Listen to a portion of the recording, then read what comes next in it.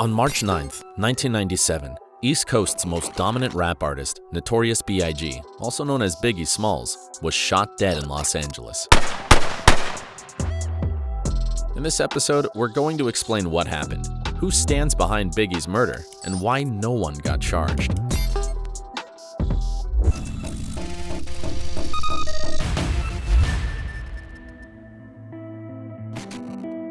As we start exploring Biggie's case, we've got to mention another rap genius, Tupac Shakur.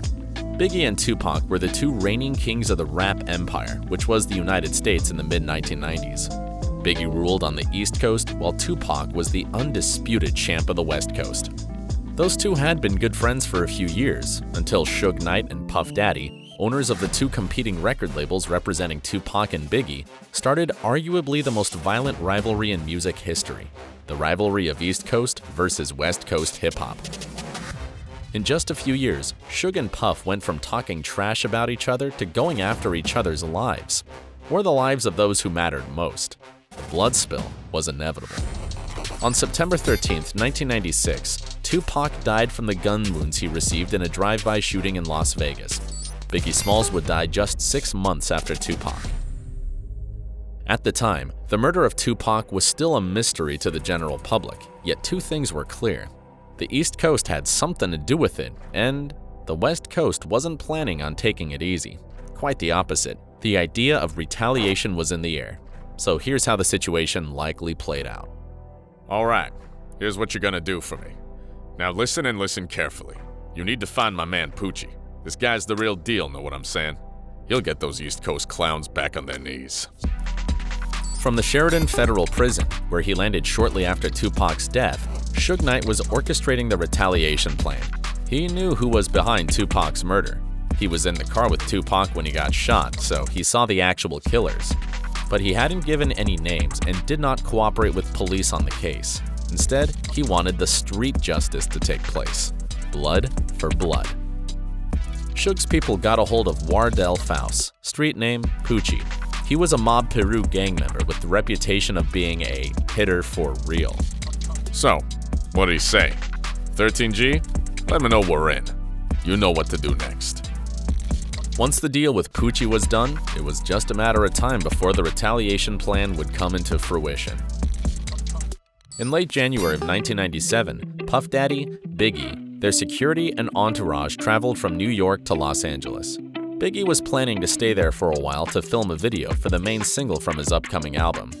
It wasn't as clear then as it is now, but Biggie's trip to LA 5 months after Tupac had been killed was a fatal mistake. The beef between the East and West Coast was still on. On March 8th, instead of getting on a plane and flying to London to promote his upcoming album, Biggie decided to stick around for the Vibe Party, which was held that night at the Peterson Automotive Museum in the heart of Los Angeles. Hey, Gene, got some intel for you, brother.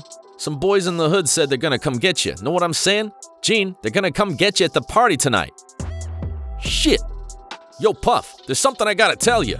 Gene Deal, head of security for Puff, was informed that something was up. He told his boss about it, but this information wasn't taken seriously. By that point, they had spent almost 2 months in LA, and everything seemed so chill that both Puff and Biggie got the false sense of security. Little did they know that the rumors were indeed true.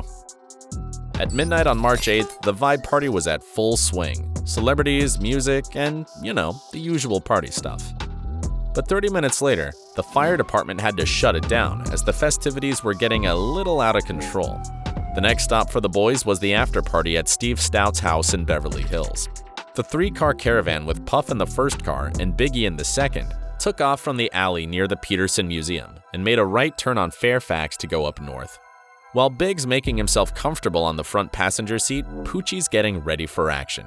He's in a black Chevy Impala, parked strategically along the curb on Fairfax. He only needs one chance. What was so strategic about the position of that car? Well, he didn't know exactly where Puff and Biggie were going.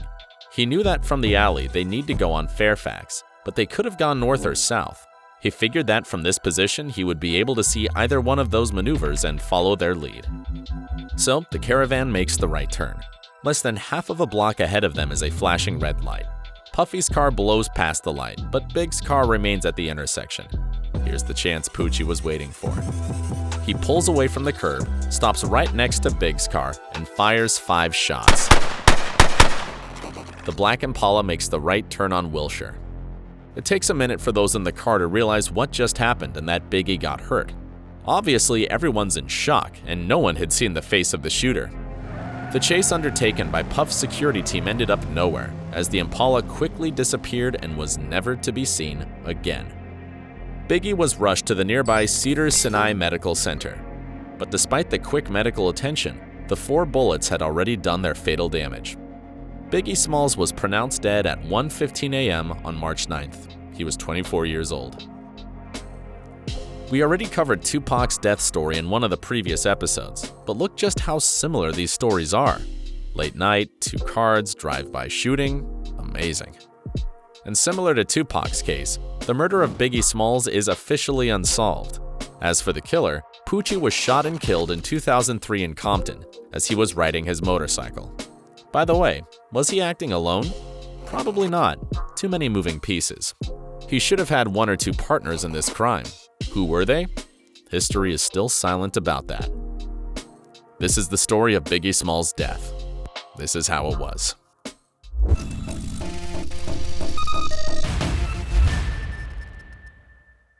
Alright, if you liked this video, please give it a thumbs up. And don't forget to hit that notification bell so you won't miss new episodes.